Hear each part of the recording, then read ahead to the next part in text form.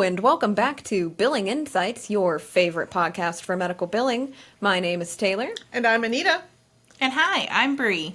And Bree is our special guest today. So, Bree, why don't you go ahead and tell everyone about yourself?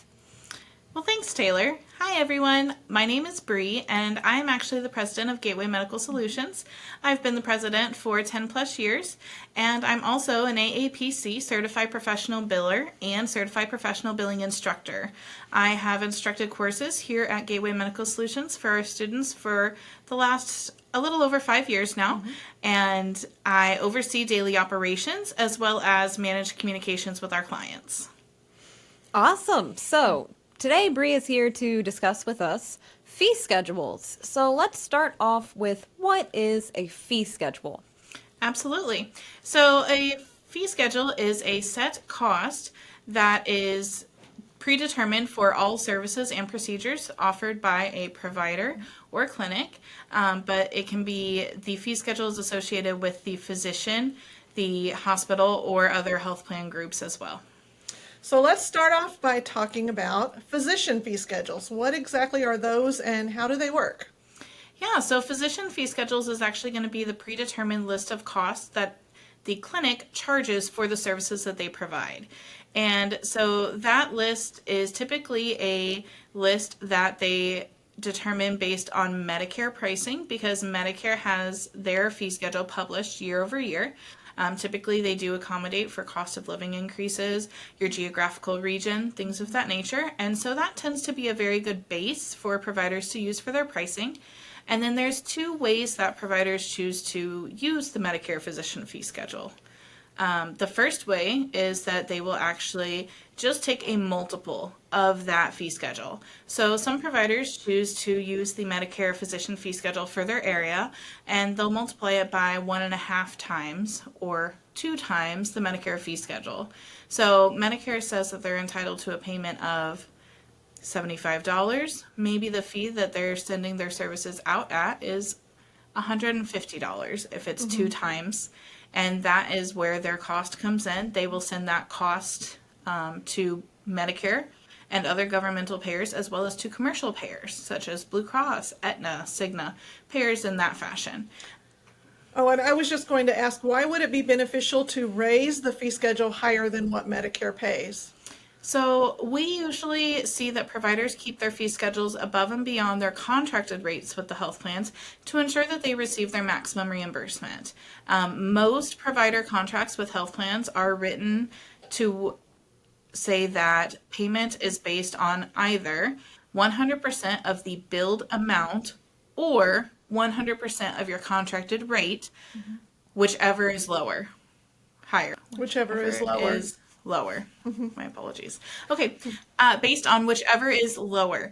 And with that being said, that means that if your contracted rate for that charge that Medicare would pay you $75 per contract, if you only charge $60 for that service, you will only receive $60 in payment. They will not pay you above and beyond what you charge. Therefore, if your contracts with the insurance plans are listed that you are paid maybe 115% or 120% of Medicare rates, which some commercial contracts are written that way you receive your full reimbursement that you're entitled to. Yes, and so what you're going to see once you submit those claims to insurance, when they send it back to you with the explanation of payment, you're going to see a contractual obligation write-off. So it'll be written off CO 45 to whatever the rates are that you have with the insurance, with your contract that you have with the insurance.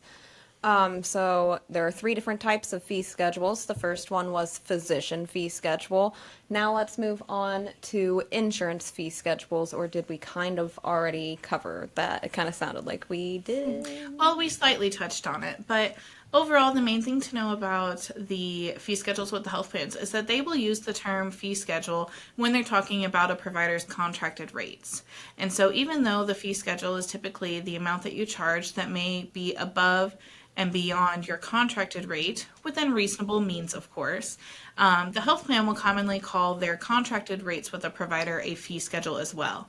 And that fee schedule can vary based on each individual contract that you have with the health plans, and even within the plans within that health plan. So if you have a contract with Blue Cross Blue Shield, you may have different rates for your Medicare types of Blue Cross, as well as your Medicaid versions of Blue Cross, and then your commercial types of Blue Cross. You may have slightly different rates for each of those subsectors. And so they will call it a fee schedule. And so it's just important to know that when the health plan is discussing a fee schedule, a lot of times what they're discussing is your actual contracted rates. And that's going to be the payment that they're making to the provider for the services that they've agreed upon in their contract. One thing I would mention too, in your practice management system, a lot of times you will see the term fee schedule, but you might also see the term charge master as well. And again, that's just the actual fee that you're putting in the system to bill out to the insurance. So, aside from billing insurance, you also, of course, have to bill patients sometimes. So, let's go over patient fee schedules, or what a lot of people refer to as self-pay prices. Sure. So probably one of the most important thing to note whenever you are creating your self-pay list or your self-pay procedure codes is to make sure that your pricing is reasonable. And what that means is that you want to keep it still within acceptable rates that you would accept from a health plan. There are actual statutes out there and rules that state that your self-pay pricing must be marketed, so it must be known. You can't keep it secretive. And if an insurance were to come and request to pay self-pay rates, your self-pay rates, instead of their contracted rates, you would have to honor that as a contracted provider. You would have to allow them to pay your self-pay rate. With that being said, it's okay to offer your patients a discount, but you just want to make sure that that discount is not so deep that all of a sudden it becomes obvious that you're providing more of a discount than is considered reasonable. So you wouldn't want to have a service that Medicare pays, again, we'll go with that $75 range on, that you're charging patients $10 when they come in and pay self-pay. And so they're making choices to be self-pay. If the health plan were to find out that your self-pay rate was so much less than their contracted rate, they could come in and request that you accept that $10 payment as payment in full, and you would have to accept that. So a lot of providers choose to just either accept Medicare rates as a self-pay cost. Sometimes they'll offer a discount to that, so maybe it's 80% of Medicare rates, because they find that that's still reasonable, but it does offer the patients a discount for being uninsured or underinsured or whatever the case may be. And so it's really just what works with your practice. There are no hard and fast rules, aside from the fact that it has to be available to all of the patients. So you can't pick and choose who pays what rates. It has to be available to all of your patients. And if a health plan were to come in and ask if they could pay that as payment in full, you would have to accept that as well. Absolutely. So thank you for that thorough description, Bree. I do have a question for you. I have been asked this before, and I just, so the audience can know and understand, do you have to have your self-pay rates posted as like signage in your office? Good question, Taylor. So in the case of whether those need posted or not, it's best to keep those with your clinical records, of course, especially if you make changes to your self-pay fee schedule, which really providers should be making changes. Year over year, there are cost of living changes, insurances change their contracted rates. It definitely is something that should be reviewed at least once annually. And so you should keep that with your financial records to say in, year 2024, here were my self-pay rates. In the year 2025, here are my self-pay rates. And if a patient asks to pay self-pay, you should honor those rates, but you don't have to have them physically posted in your office. Now, of course, I'm talking directly to physician offices.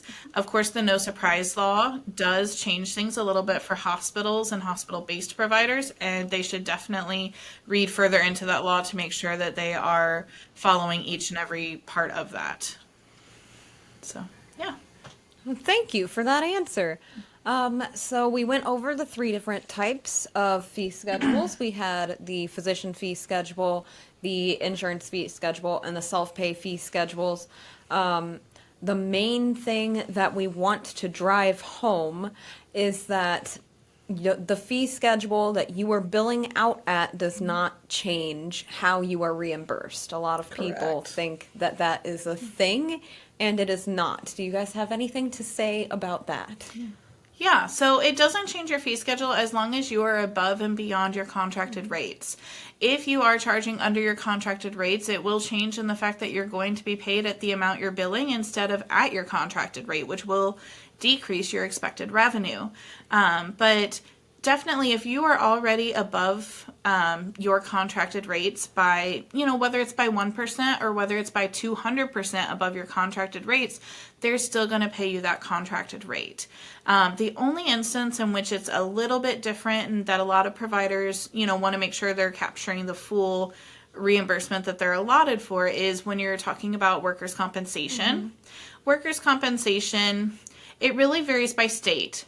In years past, there definitely were a lot more contracts where you would have an adjuster for a workers' compensation claim who would personally negotiate each and every procedure, or maybe even like a series of procedures or evaluation managements that took place with a provider in relation to a workers' compensation claim.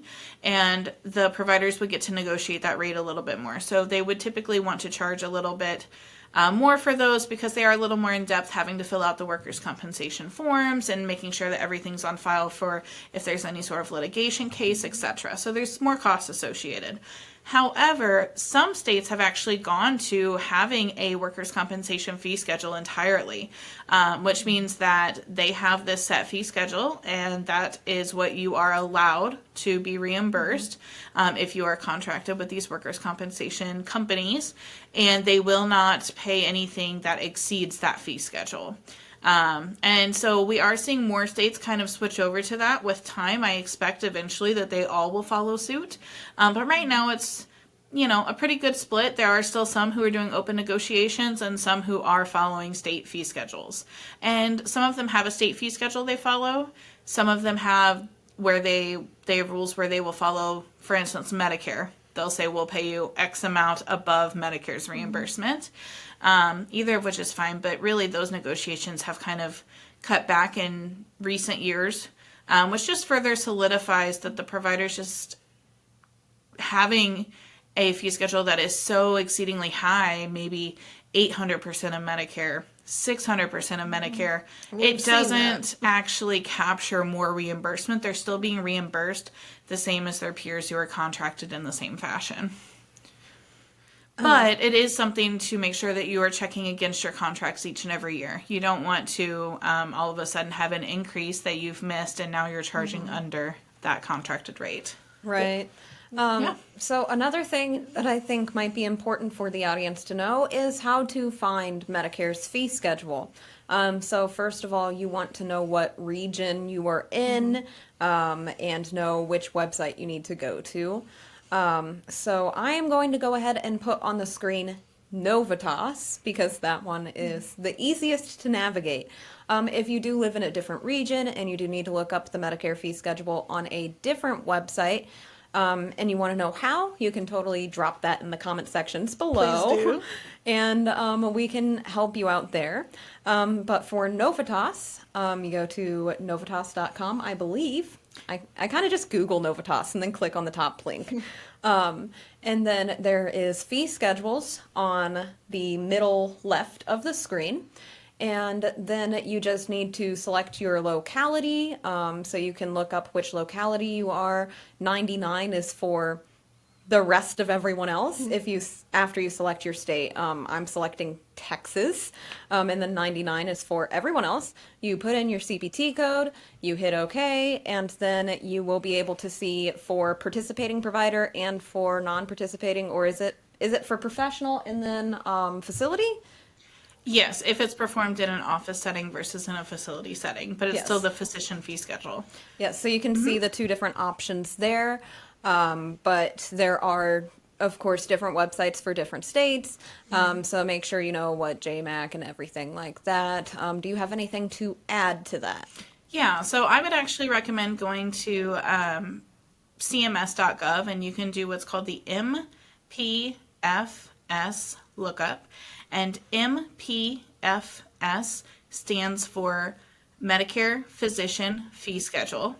And that is a way that you can actually look up multiple regions at the same time, or if you, for some reason, don't want to use the jurisdiction of Medicare in your region and you would prefer to just look at what CMS says about the fee schedules for those codes, you can do so. And so you can go to the MPFS lookup tool. That is through CMS. And you will fill in some required boxes, including the CPT or HCPCS code. And then they will provide you information about the pricing. And they'll provide you pricing for all of the jurisdictions if you go through CMS. And the other thing to note there is they have lots of other really good information for you. We may go over those in another video, so stay tuned. But they have some information about like bilateral procedures, if you are reduced payment when you do multiple procedures, if you're allowed to have an assistant at surgery for different procedures, those types of things, and kind of how the payment is decided for each and every code. They also will list there the WRVU that is decided based on a formula from CMS, and they will have those listed there as well. So that is another good tool to use. Thank you. I actually should have started with that one. That one actually would be better to compare. But I still think Novitas is the easiest. It really is a good, It's a good honestly tool. It's super my easy. favorite. Okay, so one more thing that I'd like to add before we start wrapping it up, and if you guys have something to add, we can get to that in just a moment, is that it has been 3 weeks since the Great Gateway Water Disaster of 2025. Unfortunate. And we are, unfortunately, as you have been able to tell for the last 18 minutes, is that we are still having to record in this format instead of in front of a camera in our regular setup. So we do apologize for that. Thank you so much for hanging in there with us. We really appreciate your support. Did you guys have anything to add? No, we're hoping to be back home soon. Cannot wait. Yes. Alrighty, so then thank you guys so much for watching. Please remember to like, comment, and subscribe. Since we are still new, we really do need your support. We loved having you guys here, and we will see you in the next video. Bye! Bye. Bye.